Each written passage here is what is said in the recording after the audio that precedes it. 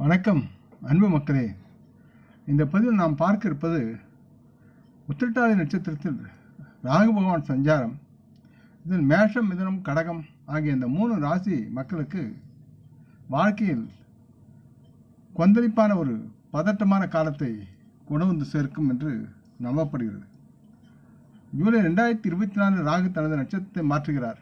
ஜூலை 8ஆம் தேதி ராகு ரேவதி நட்சத்திரத்தை விட்டு வெளியேறி மாலை 4:11 நேரத்திற்கு உத்திரட்டாதி நட்சத்திரத்திற்குள் நுழைந்து பயணம் செய்ய ஆரம்பிக்கிறார். ராகு பகவான் இந்த உத்திரட்டாதி நட்சத்திரத்தில் பயணம் செய்யும் காலத்தில் எல்லா ராசி மக்களிடம் பல்வேறு அம்சங்களை பாதிக்கிறார். ஒரு சில அதிர்ஷ்ட ராசிகளிடம் சில சாதகமான பலன்களை பெறுவதை நாம் பார்க்கலாம். அதே நேரத்தில் சிலர் இந்த காலகட்டத்தில் எதிர்மறையான விளைவுகளை சந்திப்பார்கள். இந்த பதிவில் ராகு உத்திரட்டாதி நட்சத்திரம் நுழையும் போது எந்த ராசிகள் பிரச்சனை சந்திக்கும், ராசிகளின் துல்லியமான விவரங்களை பற்றி விரிவாக பார்ப்போம். ராகு பகவான் உத்திரட்டாதி நட்சத்திர சஞ்சாரத்தால் மேஷம், மிதுனம், கடகம் ஆகிய இந்த 3 ராசிகள் பிரச்சனைகளையும் எதிர்மறை பலன்களையும் சந்திப்பார்கள் என்று நம்பப்படுகிறது. மேஷ ராசியின் 12ஆம் வீட்டின் ராகு நட்சத்திரத்தை மாற்றுகிறார். மேஷராசி மக்களுக்கு இந்த காலம் சாதகமாக இருக்காது. மேலும் அவர்கள் தங்கள் நிலைமை குறித்து எச்சரிக்கையாக இருக்க வேண்டும். இந்த காலகட்டத்தில் ஜாதகத்தில் ராகு நம்பிக்கைக்குரிய நிலையில் உங்களுக்கு இருக்க மாட்டார். மேஷராசி மக்கள் திடீரென்று இந்த நேரத்தில் நோய்வாய்ப்படலாம் அல்லது பொருளாதார நிதி இழப்புகளை சந்திக்க நேரிடும். அதனால் மனதில் துக்கமும் வேதனையும் அமைதியும் கடக்கூடிய சூழல் இருக்கிறது. மேஷராசி மக்கள் கடன் வாங்க வேண்டிய சூழலையும் இருக்கிறது இந்த நேரத்தில். மற்றும் நிதி இழப்புகள் ஏற்படும். அதனால் மேஷராசி மக்கள் சில நேரம் எதிரிகளால் தொந்தரவு செய்யக்கூடிய சூழலும் இருக்கிறது. இருப்பினும் வெளிநாடு செல்லும் மேஷராசி மக்களுடைய கனவு இந்த நேரத்தில் நனவாகும். மேஷராசி தொழிலதிபர்கள் வெளிநாட்டில் இருந்து லாபம் ஈட்டலாம். நீங்கள் வெளிநாட்டில் குடியேற திட்டமிட்டால் இந்த காலகட்டத்தில் விருப்பங்கள் நிறைவேறும். மற்றும் மேஷராசி மக்கள் இந்த நேரத்தில் பிறந்த இடத்தை விட்டு வெளியூரில் வெளி மாநிலத்தில் வசிக்கும் மக்களுக்கு நன்மையே கிடைக்கும். உத்தியோகத்தில் இருப்பவர்களுக்கு இடமாற்றம் கிடைக்க வாய்ப்பு உள்ளது. இந்த நேரத்தில் எந்த ஒரு உணர்ச்சிகரமான முடிவையும் நீங்கள் தவிர்க்க வேண்டும் என்று அறிவுறுத்தப்படுகிறது. இல்லையெனில் பல்வேறு இழப்புகளை சந்திக்க நேரிடும். இதனால் மன அழுத்தம் ஏற்பட்டு நோய்வாய்ப்படுவதற்குண்டான சூழலும் இருக்கிறது. ஆகவே மேஷராசி மக்கள், உள்ளூரில் வாசம் செய்யும் மேஷராசி மக்கள் சற்று எச்சரிக்கையுடனும் கவனமாகவும் தன்னுடைய வாழ்க்கையை நடத்த வேண்டும் என்று கேட்டுக்கொள்கிறேன். அடுத்து மிதுன ராசி மக்களுக்கு இந்த உத்திரட்டாதி நட்சத்திரத்தில் ராகு பகவான் சஞ்சாரம் செய்வது மிதுன ராசியின் 10ஆம் வீட்டில் நடக்கிறது. இந்த காலகட்டத்தில் மிதுன ராசி மக்கள் சற்று எச்சரிக்கையாக இருக்க வேண்டும். மற்றும் இந்த 10ஆம் வீட்டில் ராகு இருப்பது உங்களுக்கு மிகவும் நல்லதாக கருதப்படுகிறது. அவை மிதுன ராசி மக்கள் தங்கள் வாழ்க்கையில் சில பெரிய மாற்றங்களை இந்த நேரத்தில் எதிர்பார்க்கலாம். அதே நேரத்தில் இவர்களுக்கு சில கடினமான நேரங்களும் இருக்கிறது. ஜாதகத்தில் ராகு மற்றும் சனியின் நிலைப்பாடு மிதுன ராசி மக்களுக்கு ஒரு கெட்ட செய்தி மற்றும் அது அவர்களின் வாழ்க்கையில் எதிர்மறை ஆற்றல் அது சார்ந்த எழுச்சியை ஏற்படுத்துகிறது என்று கிரக நிலைகள் கூறுகின்றன. மிதுன ராசி மக்கள் வேலை செய்யும் பணியிடத்தில் இடமாற்றம் வருவதற்கான வாய்ப்புகள் இருக்கிறது.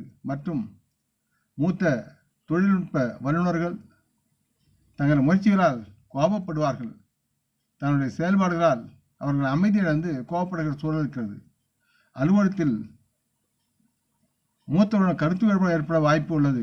ஆகவே மிதுனராசி மக்கள் பணியிடத்திலும் வேலை செய்ய இடத்திலும் தாங்கள் என்னதான் மூத்த பதவியை பெற்றிருந்தாலும் சற்று அன்பாகவும் பண்பாகவும் நடக்க வேண்டும். உங்கள் வேலை செய்யும் இடத்தில் கோபத்தை நீங்கள் கட்டுப்படுத்த வேண்டும். இல்லை என்றால் அவை யாவும் உங்களுக்கு தீங்காக வந்து முடியும். ஆகவே மிதுனராசி மக்கள் இந்த நேரத்தில் தங்களுடைய கோபத்தை கட்டுப்படுத்தி பொறுமையாக சிந்தித்து செயல்பட்டால் யாவும் உங்களுக்கு நல்ல பலன்களை தரக்கூடிய சூழல் இருக்கிறது. அடுத்து கடகராசி மக்களின் 9ஆம் வீட்டில் ராகு பகவான் இந்த உத்திரட்டாதி நட்சத்திரம் சஞ்சரிக்க இருக்கிறார். இதனால் இந்த காலகட்டத்தில் இவர்களுக்கு பலவிதமான சிரமங்களும் துன்பங்களும் ஏற்பட சூழல் இருக்கிறது. கடகராசி மக்கள் தங்கள் ஆன்மீகத்தில் ஆர்வம் குறையும் இந்த நேரத்தில் கடகராசி மக்களுக்கு தொல்லைகள் அதிகமாக ஏற்படும். கடகத்தை ஆளும் கிரகமான சந்திரன் சனியின் பகை கொண்டுள்ளார். இதன் காரணமாக கடகராசி மக்களின் வாழ்க்கையில் பிரச்சனைகள் ஏற்படுவதற்கான சூழல்கள் அதிகமாகும். அதே நேரத்தில் உங்கள் தந்தையின் உடல்நிலையில் அக்கறை செலுத்துமாறு கேட்டுக்கொள்ளப்படுகிறீர்கள். அவரது உடல்நிலையை சில மாறுதல்கள் ஏற்பட்டு உங்களுக்கு அதனால் துன்பம் எடுக்கலாம். அதனால் நீங்கள் உங்கள் தந்தையின் உடல்நிலையில் நல்ல ஒரு அக்கறையுடன் செயல்பட வேண்டும் என்று உங்களுக்கு அறிவுறுத்தப்படுகிறது.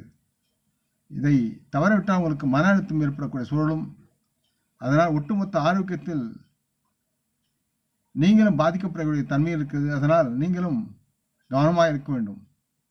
கடகராசி மக்கள் வேலை செய்யும் பணியிடத்தில் கடினமான முயற்சிகளுக்கு பிறகும் வெற்றிக்கான வாய்ப்புகள் மிக குறைவாக தென்படும். வெளிநாட்டில் வியாபாரம் செய்யும் கடகராசி மக்கள் நிதி இழப்புகளை சந்திக்க நேரிடும்.